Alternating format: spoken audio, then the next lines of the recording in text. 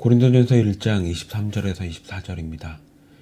우리는 십자가에 못 박힌 그리스도를 전하니 유대인에게는 거리끼는 것이요 이방인에게는 미련한 것이로되 오직 부르심을 받은 자들에게는 유대인이나 헬라인이나 그리스도는 하나님의 능력이요 하나님의 지혜니라. 십자가 복음을 바라보는 세 가지 관점이 있습니다. 먼저 유대인에게는 거리끼는 것입니다. 또 이방인에게는 미련한 것입니다. 부르심을 입은 자들에게는 유일한 하나님의 능력이요 하나님의 지혜입니다.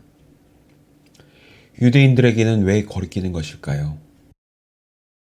그들에게 하나님은 유일하신 하나님이요 자신들을 애굽에서 구원한 여호와 한 분밖에 하나님이 없기 때문입니다.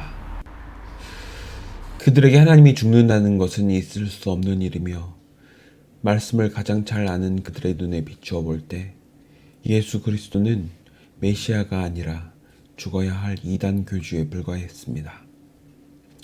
그런데 성령을 받은 사도들은 유대인들의 손으로 죽인 예수님이 참 하나님이심을 증거했고 유대인들에게는 말씀대로 살아온 자신들이 창조주여 심판주 되시는 주님을 죽인 자라고 전파하는 것이 참을 수 없는 일이었습니다. 자신들은 여호와의 말씀을 받았고 세상 그 누구보다 열심히 그 말씀을 연구해서 깨달았고 또 그대로 살았는데 하나님이 죄인을 위해 죽으셨다는 것은 그들이 사실은 죽어야 할 죄인이며 자신들의 모든 역사와 행위가 부정되는 것이었습니다.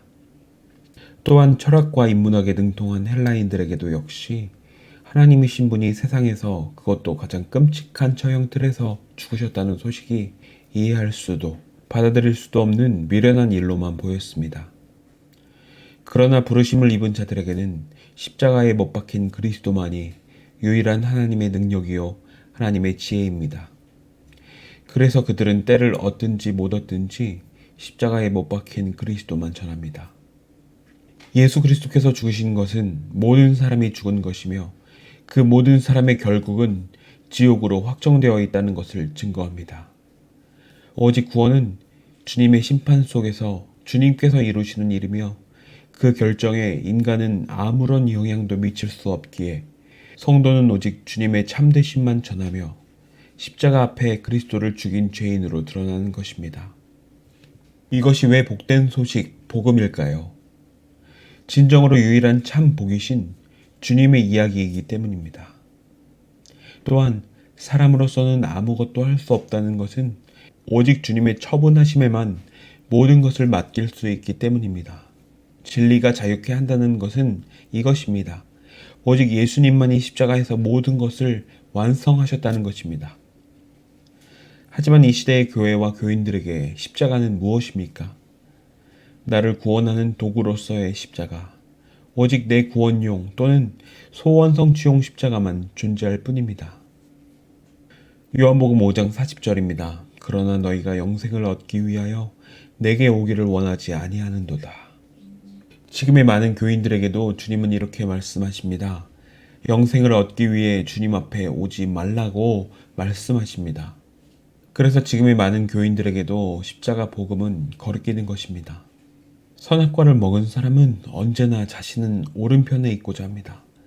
그래서 부지런히 성경 말씀을 공부하고 무엇이 선한 것인지 악한 것인지 자기가 판단자요 심판주가 되어 오른편을 선택하고 자기는 옳다라는 생각을 끌어냅니다. 그것이 바로 모든 사람이 지옥에 가야 할 이유입니다.